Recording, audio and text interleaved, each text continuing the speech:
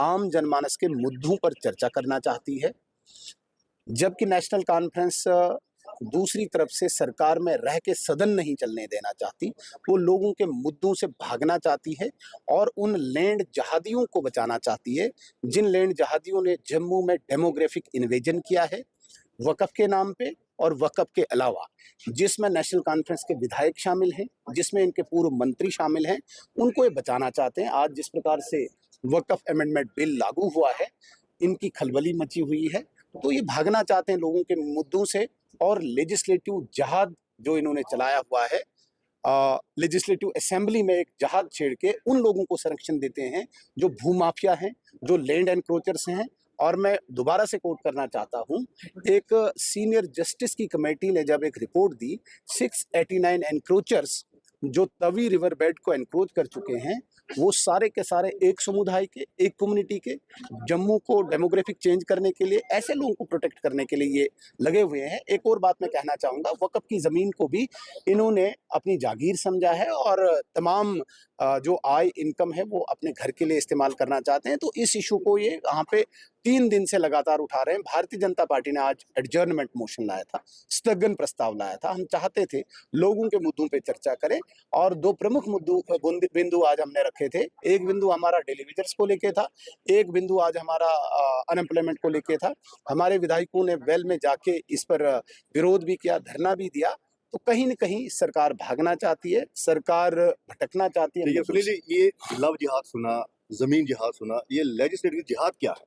Legislative जहाद का मतलब होता है जो चुने हुए नुमाइंदे हैं, जो इलेक्टेड रिप्रेजेंटेटिव हैं, वो लेजिस्लेटिव असेंबली का उपयोग करके संरक्षण देना चाहते हैं लैंड माफिया को, लव जहाद को, ऐसे तमाम लोगों को यहाँ प्रोटेक्शन देना चाहते हैं ताकि एक ताकत बने, एक फोर्स बने, एक शक्ति बने।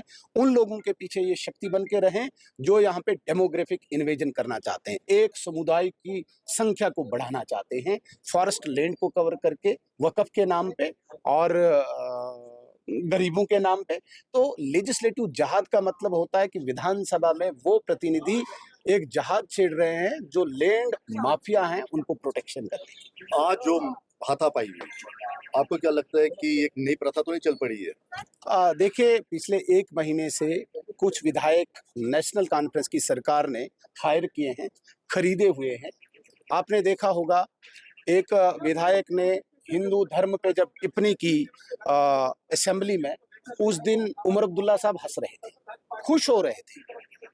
विधायक ये बोल रहे थे कि हिंदू शराब पीता है, उत्सव में शराब पीता है, शादियों में शराब पीता है, तिलक लगा के भ्रष्टाचार करता है। कब तक कौन बर्दाश्त करेगा? धार्मिक भावनाओं को जो उत्तेजित करेगा, मुझे लगता है कि सरकार को इमीडिएटली उस पे एक्शन करना चाहिए।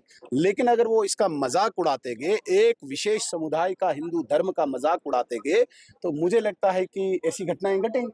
कौन रोकेगा? स्पीकर की अपनी भूमिका सही निभा रहे हैं। स्पीकर ने इन 2 दिन बहुत अच्छी भूमिका निभाई। मैं मुबारकबाद देना चाहता हूं स्पीकर को। स्पीकर ने पूरे संविधान में रह के कानून, नियम, रूल, रेगुलेशन का पालन करके जिस प्रकार से एक हाउस की सैंक्टिटी को बरकरार रखा है और एक ऐसे बिल को जो आज लागू भी हुआ, जो सब जुडिस है, उस पर डिस्कशन करने को बिल्कुल अलाउ नहीं किया। ये स्पीकर महोदय ने बहुत अच्छा किया, इसके लिए मैं इनको मुबारकबाद देता हूं। लेकिन जो धार्मिक नारे लगे, अल्लाह अकबर, ये नारे तकबीर, क्या लगता है सदन इसके लिए बना हुआ है? मैं दोबारा से कहूंगा, लेजिस्लेटिव जहाद यही इंडिकेशन है, यही इंडिकेशन है, यही इंडिकेशन है। ये तब भी नारे तकबीर नारे कब लगे थे? 1989 में, जब इन्होंने कश्मीरियों को वहां से निकाला था, तब भी यही नेशनल कॉन्फ्रेंस के लोग चौकों में जाके नारे तकबीर, अल्लाहू अकबर और हम क्या चाहते हैं, आजादी, इस प्रकार के नारे। तो लेजिस्लेटिव जहाद जो यहाँ पे छिड़ा हुआ है, इसका अंजाम क्या होगा, कहाँ तक जाएगा, ये वक्त बताएगा। आखिरी सवाल, कह रहे हैं कि ये सब फिक्सिंग है जी। किसके साथ? आपकी और एनसी की। अगर आपको लगता है तो थोड़ा सा उस पर वजाहत करें। फिक्सिंग किस चीज की हो सकती है? हम तो लोगों के मुद्दों को कहते हैं कि आप बात करो। फिक्सिंग अगर होती तो हम चुप रहते, हम लोगों के मुद्दे नहीं लेके जाते।